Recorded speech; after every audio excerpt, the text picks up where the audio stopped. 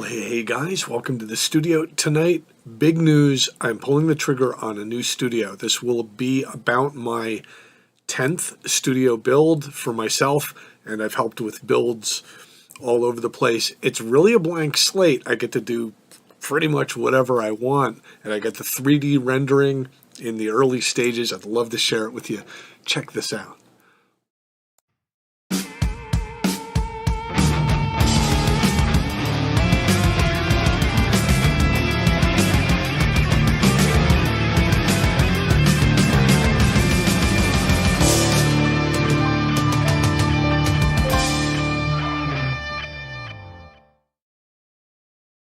If you remember last week, we put up the 3D rendering from Roomsketcher, and I did not know that this property was going to be going forward. I got the actual dimensions. I was up there this weekend. I've plotted it all out, and here it is rendered in 2D with the main studio being in the center here. Let me bring you into 3D. Here it is, folks. This is what it's going to look like. It's roughly 1,000 square feet all told. You can see there's some double wall action going on in spots. I still have a little bit of work to do, and I haven't populated every guitar that's going to be on the wall, that type of thing. Still moving it around like a dollhouse. Let me get me out of the way. So over here on the left side, this is the entryway where the clients can come in. There will be stairs going upstairs, and that'll be a door, obviously, there into the main house.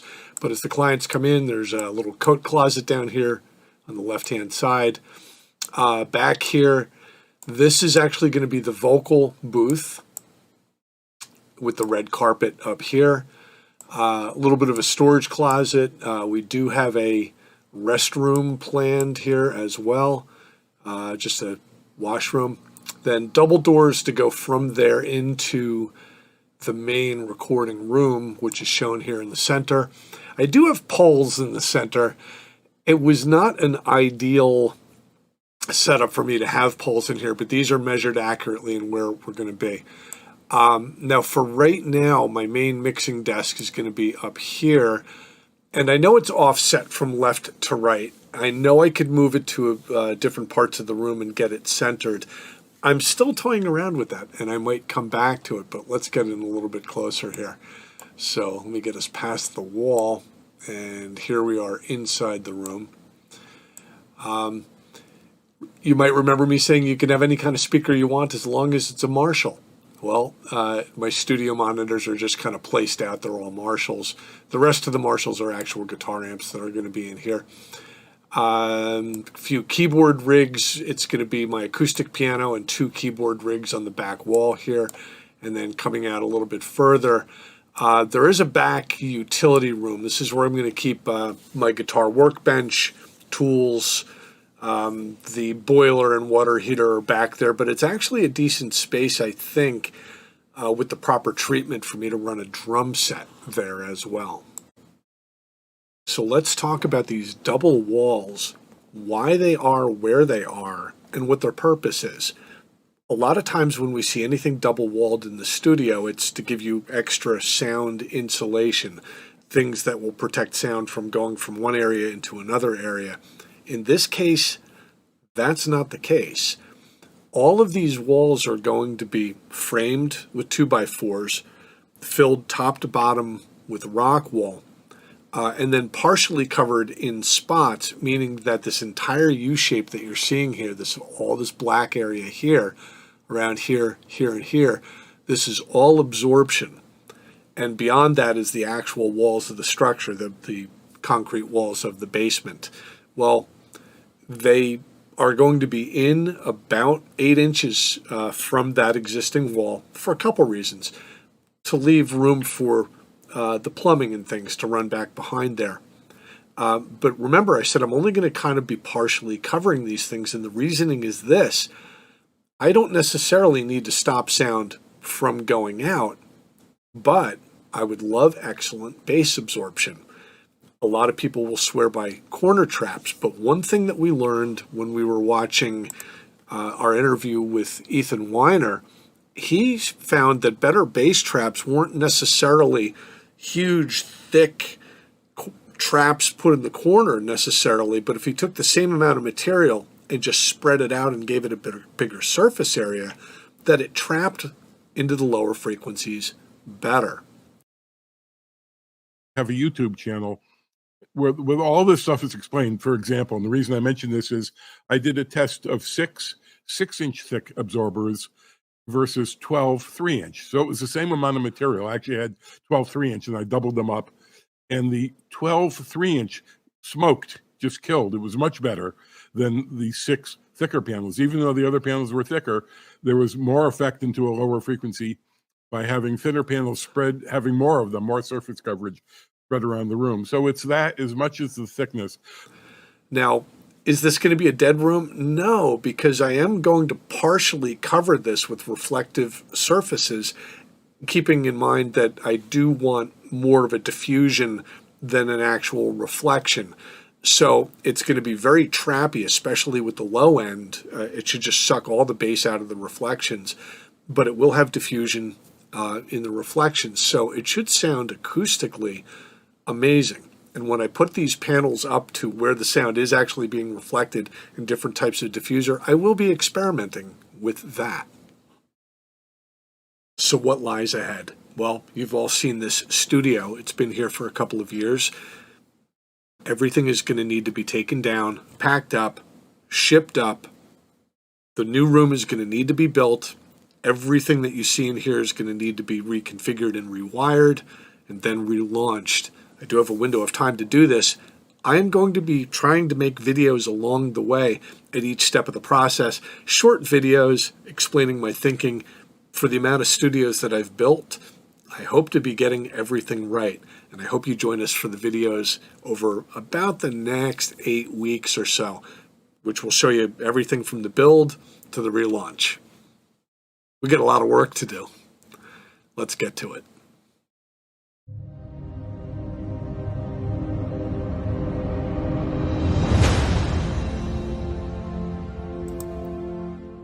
And we're back live, and we've got audio. Hey guys, thank you so much for coming out. I can't even tell you how excited I am. It's a lovely house. My wife adores the house. The basement is partially finished, has its own private entrance and its own driveway. And then beyond the finished area, there's this just expansive unfinished area. I got up there along with the guy that did the home inspection before the purchase came out again over the weekend. God bless him, to walk me through, here's where you turn the water main on and off, and, look at this, and you might want to address that, and listen to what I was going to do, and had some great pointers.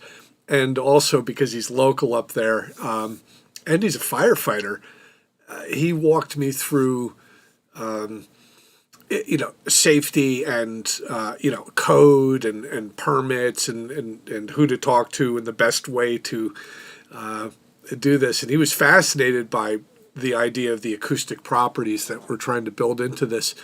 But all 4 walls are inside concrete on 3 of the sides, 8 inches in, framed, filled with rock wool top to bottom. And at that point, it's just an enormous trap.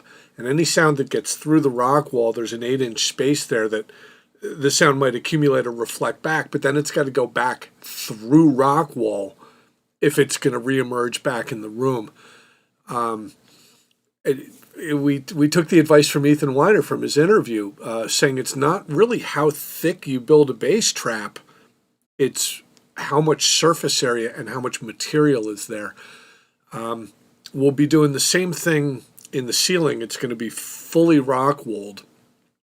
And then I haven't fully decided what I'm going to do in terms of paneling or whatever. I think that what my plan will probably be for the inner walls, and this is kind of strange, but I think I'm going to do up to about 30 inches. I'm going to do wainscoting which is going to be reflective, but like a kind of oddly angled panel. The bottom 30 inches of the room will have that. And then from 30 inches up to about 70 inches, I'm actually going to do burlap over the rock. Well, you guys got to help me pick a color. And then for the very top end, I'm going to do 12 inches of maple up on the top. Now, the burlap it's just going to be like an enormous sound absorbing panel on all four walls, roughly 4 feet high. That itself will be dead. It will be very dead, and any sound that goes downward at an angle will either hit the wainscoting or the maple panel up at the top. So it'll have some hard reflections in there, but nothing direct. There will be no direct reflections. And then over that 4-foot panel that goes around the room of pure absorption with the burlap, I'm going to be experimenting with angled, slatted wooden panels done almost randomly all the way around. So no real parallel surfaces and nothing really that a sound can kind of say, aha, I see some uniformity that I can bounce around. It'll reflect like one time, and also a fair amount of a fair amount of diffusion as well. Brian says, no, not a small move. It's not a small move. But this will be about my 10th studio. Not afraid to make major changes and major decisions in my music career. It always works out for the better for me. I'm going to move up to an area that I have zero clientele. I do know that most of my artists will go virtual, and because most of them have studios, they'll just, they were all virtual through COVID anyway. But I'll have a narrow window. If any local artists up there want to get involved, that'd be great. John says, nice, and the new studio is moving along a little bit at a time. Yeah, John, Urban F Productions here, just moved into a new place, brought his sound-absorbing panels and his interface, his drum set, all his microphones. We're watching that evolve on our Facebook group, Recording Tips, if you're looking for a great place to discuss this stuff. He says, finished my first actual desk tentatively today with monitor, USB strip, PreSonus monitor, station, Steven Slate preamp. Yeah, John's not fooling around. If you guys are looking to collaborate and find a good drummer, come onto the Facebook group, and John Drummer is a great go-to. And a list of more of his equipment, fascinating stuff. He's got a great post up with photos and everything. You guys should really come to the Facebook group and check that out. Brian asks if I'm at liberty to say where I'm moving to. Yeah, I'm moving just outside of Syracuse, New York. Right now I'm Jersey Shore. I've been a Jersey Shore musician my whole life. So we're moving up into Syracuse, not downtown, but where the people are in the houses in the surrounding area. It's beautiful up there. The fall colors are changing. It's lovely. Burlap is a classic finish. Nice. Yeah, that'll be underneath any panels and diffusers that I put over it. So if I do leave an area blank, like in my first reflection points on the ceilings and the sides, you'll see burlap. I might go with orange because that's the local color up there for the Syracuse Orange sports teams. And I know John uses purple panels. Brian says all my panels are black burlap. I'm boring. Well, if you've seen the studio, you see the red ones behind me. If you've ever seen the sides of the room, they're blue on the sides. Yeah, you get to pick whatever color you like. Brian says you'll be 2 hours away. Let's grab coffee. Yeah, Brian, that's right. You're in Upper New York State as well, and yeah, I'm coming to take all your clients. No, not really. Yeah, just outside Rochester. Yeah, you're right, not too far, and we have Canadian neighbors now too. So, Oren, we're getting closer to you up in Canada. Oren asks if it's wrong if he finds black burlap exciting. I'm not even going to go there. Joe says, Steve, if you don't own a snowblower, a bag of Cheetos says you will in a matter of months. They have services up there, snow removal. You sign in, the guys, they clean you out. It snows 3 inches or 3 feet. They come clean you out, get in the service. Not going to mess with any of that. Done chopping wood, done shoveling snow. Not things. Meet up in Binghamton. Yeah. Seems like a good in-between point. Guys, thank you so much for coming out. It's a super exciting time. We're going to run a series of videos. I'm also going to try to kind of keep up with the normal content videos, so it's not like, and today Steve unplugged this and then, moved it and then plugged it back in and drilled some framing together. Normal content I'm going to try to keep up with. I may pre-record some. And you guys know we have an arsenal of 50 videos that are currently unshowable for odd reasons, but I can pull some earlier interview segments out and start doing like maybe some best stuff for the people who didn't see, like, that Ethan Weiner interview. That was an hour and 20 minutes of brilliant stuff from that guy, which a lot of that helped me design this room here. I know Oren has said he might help me with some of the video editing too, because we do have to take out some mention of certain affiliations that were in place when those videos were being shot. You know what? You live, you learn, you do these things. We were just trying to help, and I guess we're not in a position to help certain people further their careers by the work we were doing. And so now it's our channel. Yeah. But you know what? We made all the content, so we're just taking some names out to protect the innocent. Brian says, too rich for my blood. Yeah, you know what? I'll be getting a little bit into budgets and stuff when, as we go through the process. Thankfully, the business that I have been doing has been good. I've been blessed. So yeah, installing a bathroom, all that framing, the rock wool, the price tag on that. Luckily, the burlap's pretty cheap, but maple panels and wainscoting, and then bring in people to do flooring, and we'll make more decisions about that, and the ceiling, and plus the electric and everything else that's got to go into it. It's going to add up. I'll keep you posted on how much it is. Joe says he was up in Skinny Atlas a few years ago. Beautiful. Yeah, that's like one town over. And every time it's spelled oddly, but it's pronounced Skinny Atlas. I always picture Atlas holding the globe up, but a really skinny guy, like straining under the weight of it, going, I'm Skinny Atlas. It pops in my head when I think of that. It's ridiculous. Oh, Brian, thank you for offering to help chop video too. Yeah, you know what, you guys, this whole channel really, it could not happen for the help that you guys have always been super supportive of everything that we've done here. Great collaborations, great co-working, and brilliant artists to be working with. Oh, your friend Andy lives there. Cool. All right, guys. Again, thanks for coming out. I hope you had fun watching this. We really enjoy putting these videos together, and I love that all you guys are here.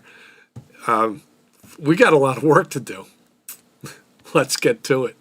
For serious this time. I'll see you soon.